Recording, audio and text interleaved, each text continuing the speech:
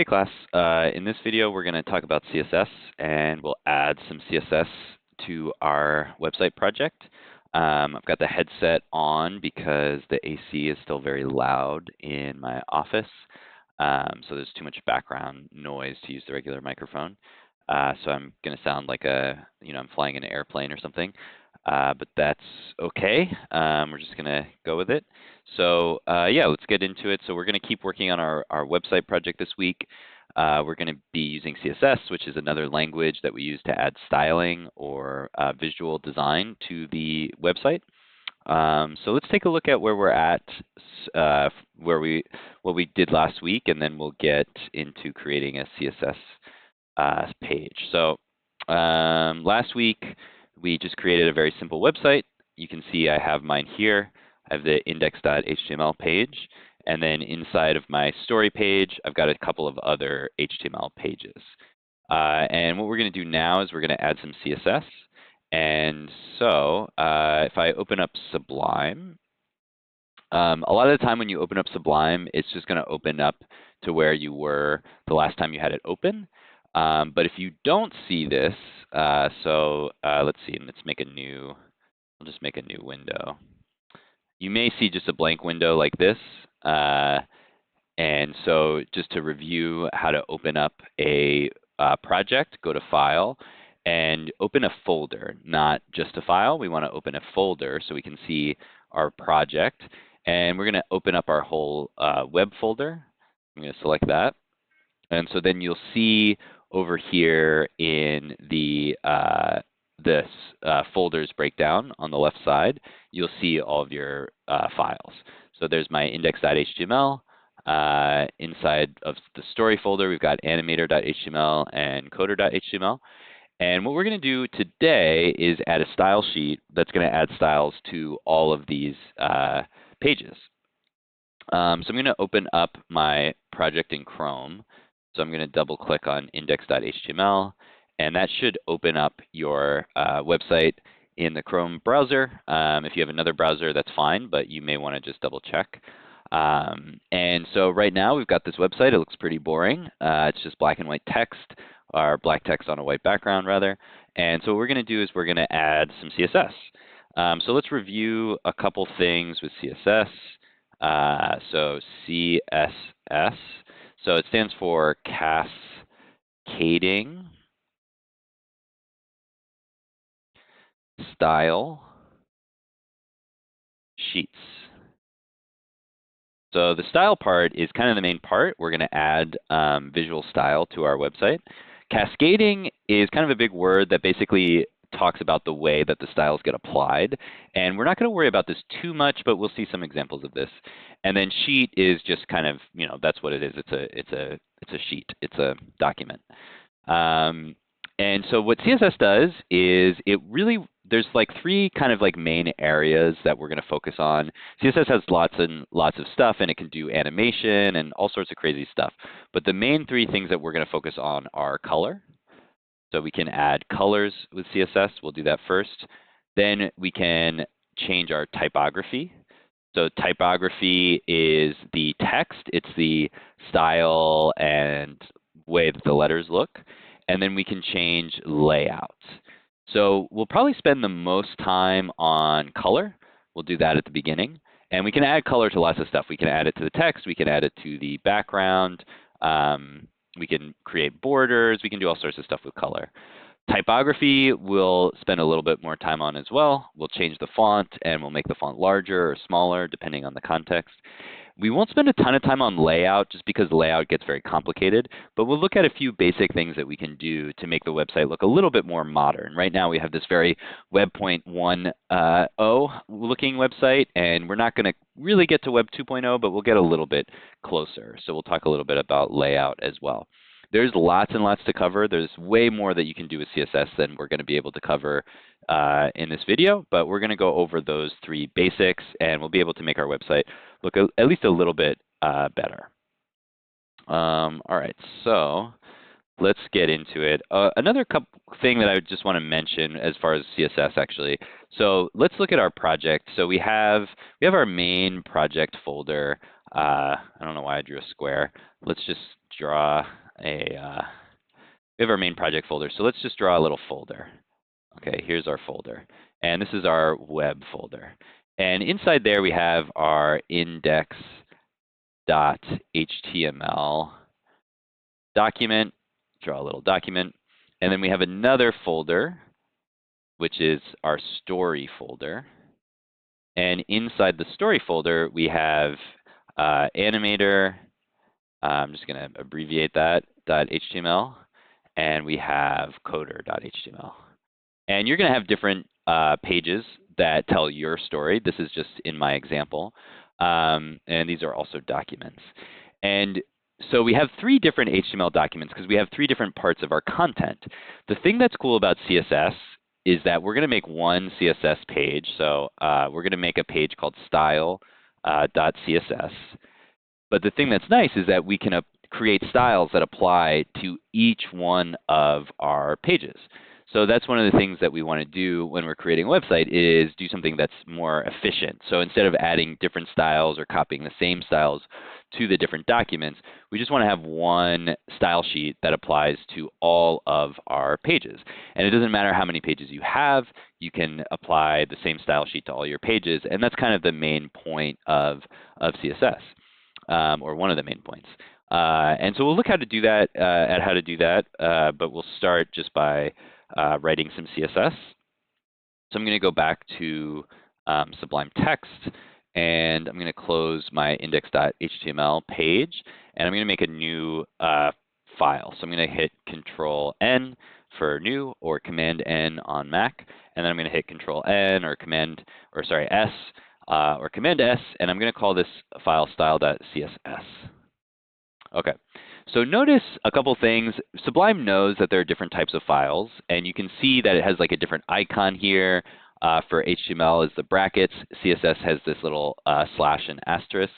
And if I hide myself for a second, you can see down here in the language, it knows that it's CSS, and so it's going to apply the right visual formatting, the highlighting. Okay. So when we're making a CSS document, sometimes what that little slash and asterisk actually represents is something called a comment. So a comment is something that we use that's not actually part of our code or our markup. We can do this in HTML as well, but I didn't cover this in our HTML unit. But a comment basically just tells us information about what the document is for without actually being applied to our style rules. So a comment can go in between a forward slash and an asterisk, and then you can really write whatever you want here, and then you just close it with another asterisk and a forward slash. And comments work differently in different languages. So in HTML, I might as well just show you guys what a comment looks like in HTML. So in HTML, a comment looks like this. You do an exclamation point and then 2 dashes, and then you say comment, and then you do 2 more dashes, and a end bracket.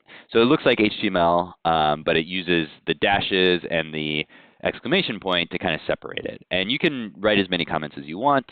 You can do it all over your page. It's just so that you can make notes for yourself or for other developers. So that's why we see that logo or that icon there. And it could be useful for blocking out different parts of your project. Okay. So the way that CSS works, let's do a quick drawing. So when we're writing CSS, we're defining rules for the style of the HTML document. So CSS is always related to an HTML document. In HTML, as we've seen, we have different tags. We have things like HTML, we have the body tag, we have a paragraph tag, we have an H1 tag, and all of these tags can be used in CSS as what's called a selector. So we can use selectors, and it's just kind of a big word to mean that we select one of these tags. So when we write a CSS tag, we select one of the tags. So let's say we're writing an HTML rule. So we select the tag using a selector, And then we use these funny things called curly brackets. We'll find those on the keyboard in a second. And we use this to separate all the rules that we want to apply to this selector. So the curly brackets create the section where all these rules go. So that way we can keep our rules separate. So then inside the curly brackets, we can have as many rules as we want. And the way we create a rule is we have a property.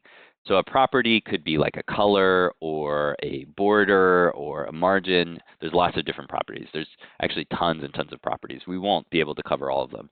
But you have a property, and then you have a little colon, and then you have a value. So you have the property that you want to assign a style, and then you have the value, and then there's a semicolon at the end. So this is a basic syntax. We'll do this a bunch of times, but this is what a CSS selector will look like. And once we write one, you'll see that it's going to apply rules to our project. So let's go ahead and use one of our rules. So we'll start with, I'm actually going to start with the body tag. And so I just type body on a line, and then I'm going to hold Shift and hit the bracket symbol. And I'm going to hit the left bracket symbol. So this creates two brackets. Sublime knows that if you start with a bracket, you're probably going to end with a bracket. So it actually creates both of the brackets right away for me. And then when I hit Enter, I'm going to make a new area, and then I can write as many rules as I want for the body in here. If we go to MDN CSS properties, we'll be able to see all the properties for CSS, and you can see there are a ton of them. Let's see. Yeah, these are actually all functions. Let's go to properties. Okay, there's actually just lots of properties. Let's see. Okay, yeah, these are all the properties. So you can see there's tons and tons of properties. Some of them are more useful than others or more common than others. So you can see like font family is the way that we set a font. Let's see. You can set the height of an element.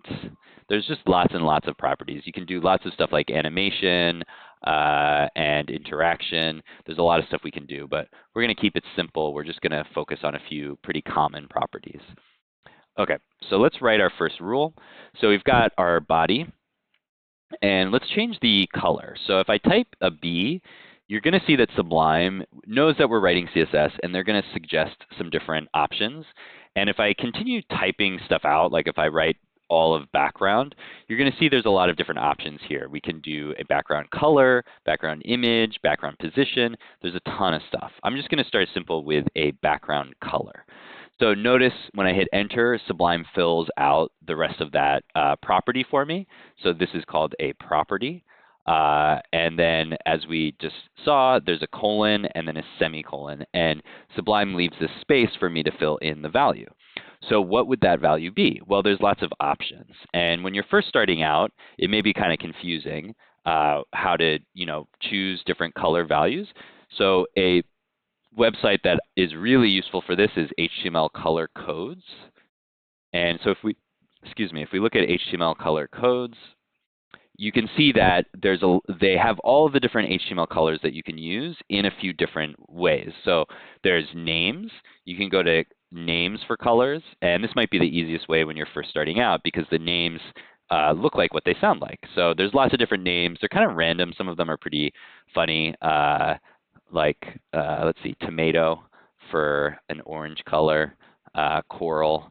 There's lots of different colors, but the nice thing about this website is it organizes them by sort of your basic rainbow colors. So if I wanted like a purple background, I could go down to purple, and I can see there's a bunch of nice purples, and I can choose one. Maybe I'll choose, maybe this slate blue will be a nice background.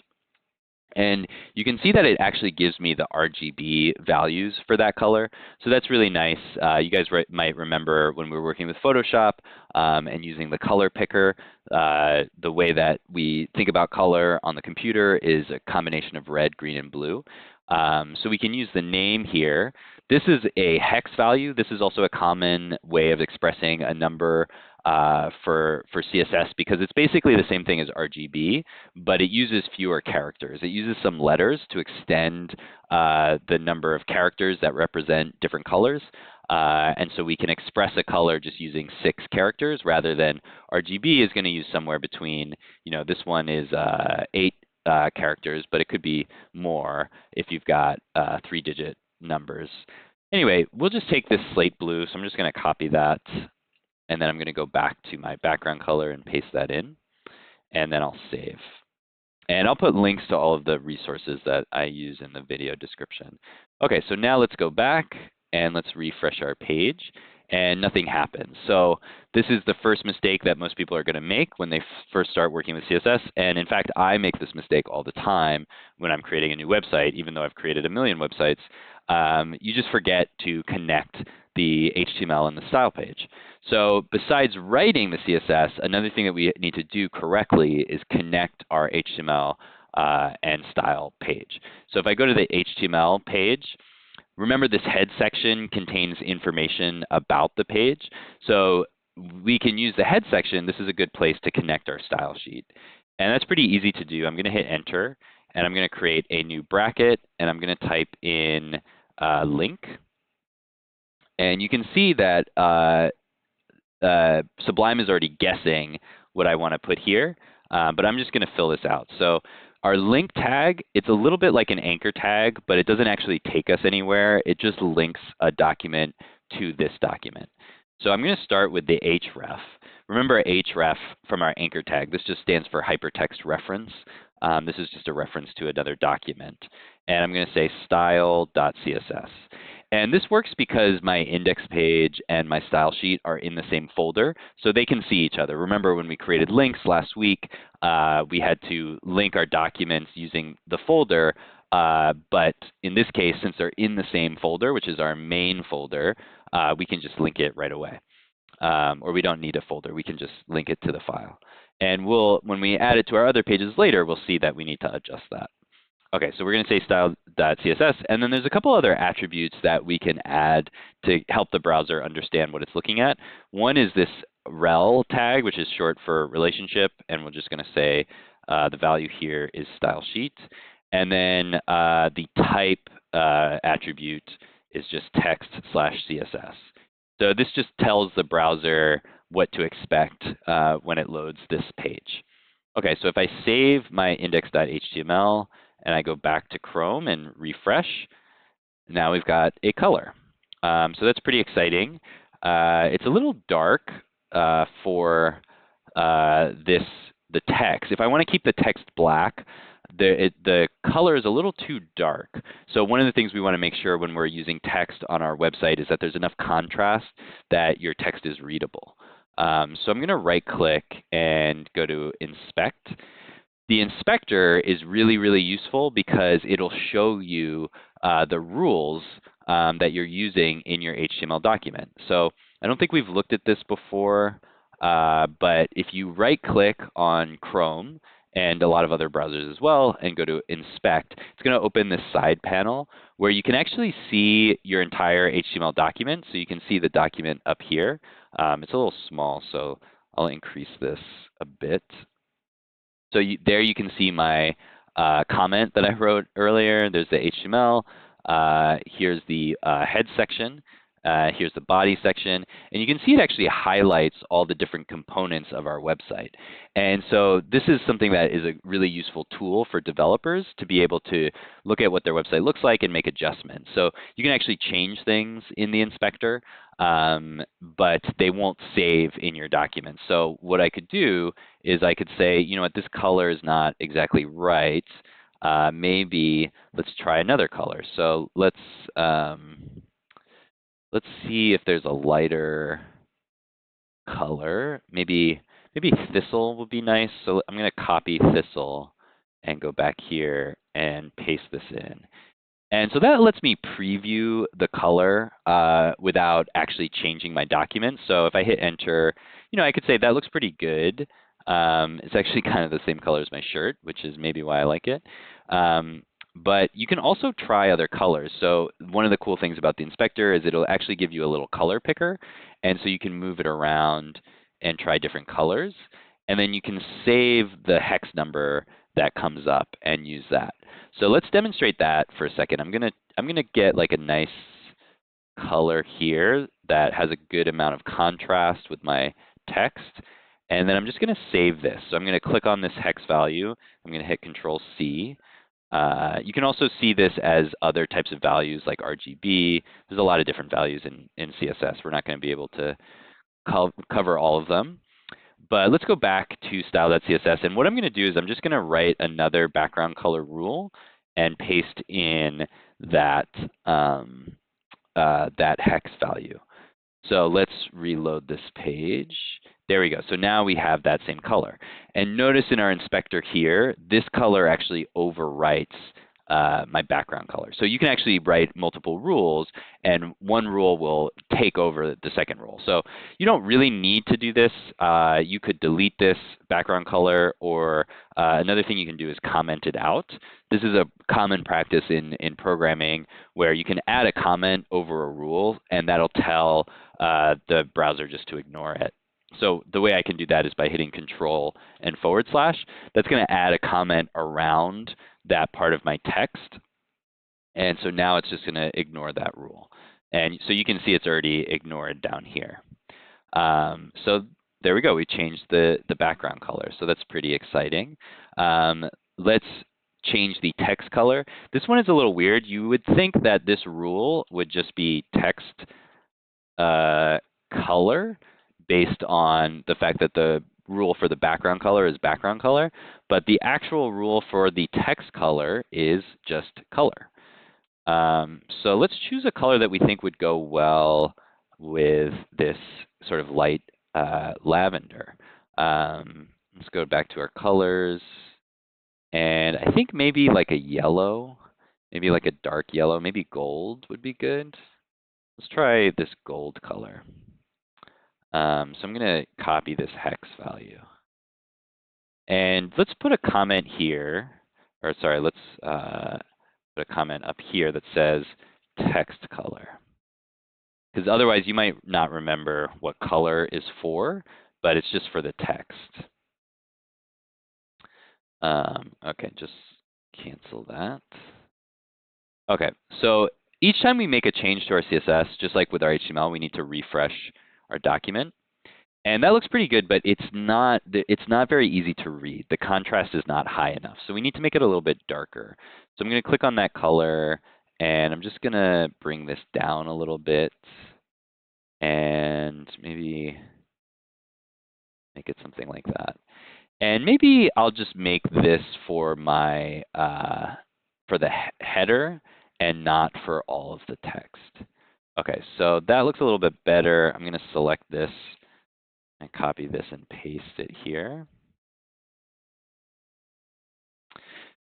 Okay, so that looks okay, but I think this might be better just for the top title and not for all of the text, because I think the rest of the text should still be black.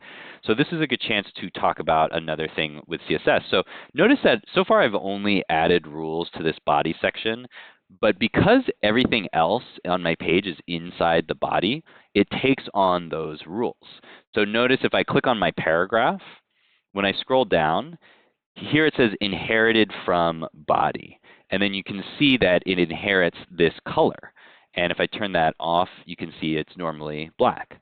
So part of the way that CSS works is that if one HTML element is inside of another, like our paragraph is inside the body section, it takes on the rules or the styles in that section.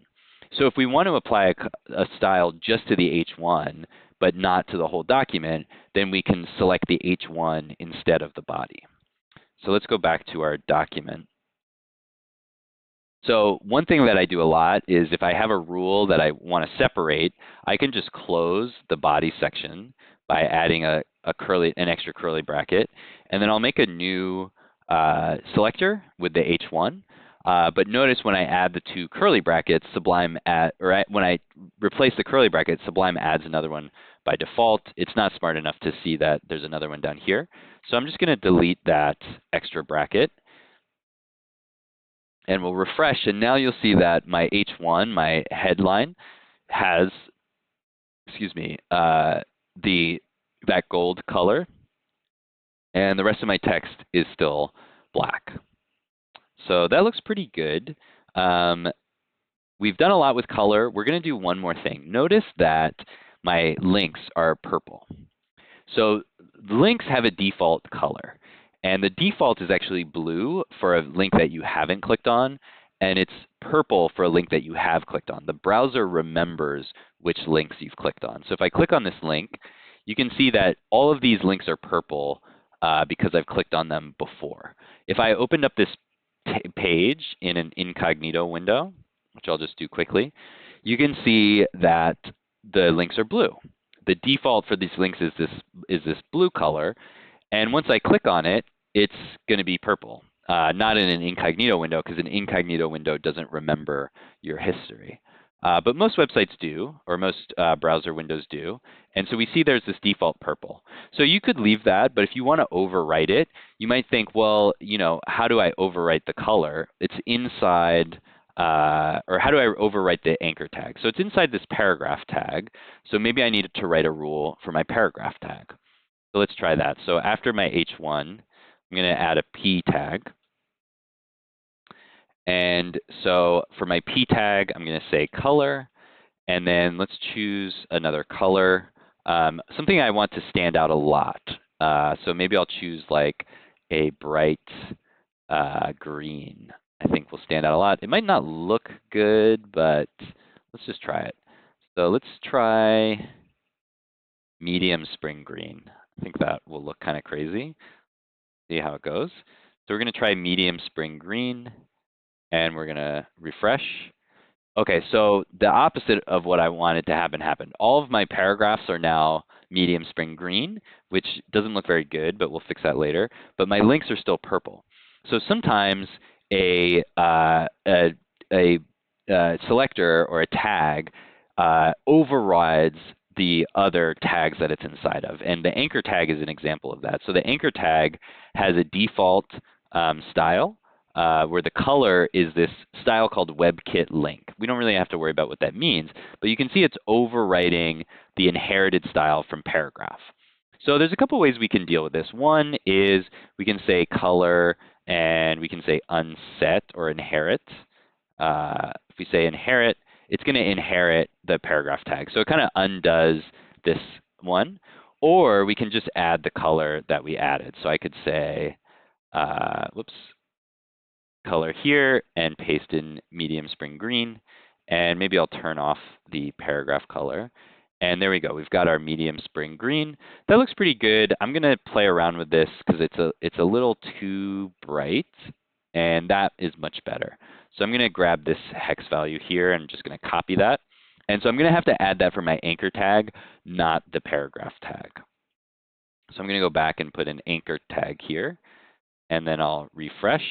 And now my anchor tags, let's put in that hex value, look the way I want them to. And there we go, we've got some color. So this is really just a pretty quick, basic overview. I'm going to make a new video to start talking about typography because I don't want to overwhelm you guys with like tons and tons of properties. As we saw in the CSS reference, there are just tons and tons of properties, and there's lots of different ways to do stuff. And so we don't want to like get too deep in it too quickly. So we'll just do some basic colors. So try, adjusting the header color and the background color and your link colors. And then in the next video, we'll talk about typography, and then we'll do a little bit of layout as well. One more thing that we are going to do in this video is we have to make sure that our style page applies to all of our pages.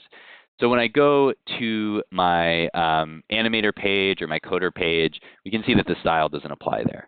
So the last step for this video is we're going to apply our style sheet to all of our pages. So to do that, remember in our index.html, we made this link tag, and that links our style sheet to our HTML. Now we're just going to copy this and we're going to paste it into our other pages, but it's not going to work quite yet. So I'm going to paste this into animator.html. I'm going to go back here, go to animator.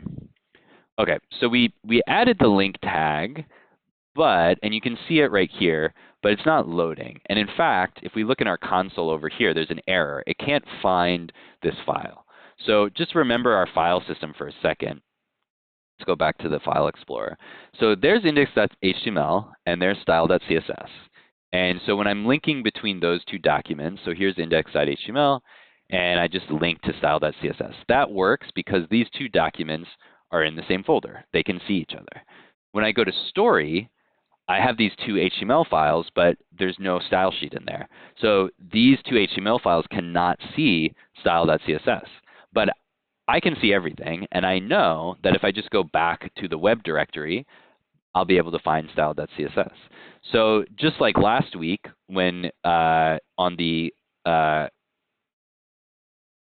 animator page, we use .. to go back to the index.html, we just do the same exact thing here. So for style.css, I go ... that means go back, and then / means folder. So go back one folder, and then find this style.css there. So now if I refresh this page, now we have the same styles that we made for our home page applied to our animator page. So let's fix the coder page, and then we'll be done for now. So I'm going to copy this link that I made with the correct path. I'm going to go over to coder and paste that in there. And now we've got the same style on all of our pages. So I've got one style sheet and 3 HTML pages, and they all have the same style. So that's one of the benefits of using CSS. So I'm just going to pause here. We'll start doing some typography in the next video. Yeah, I'll see you guys in that video.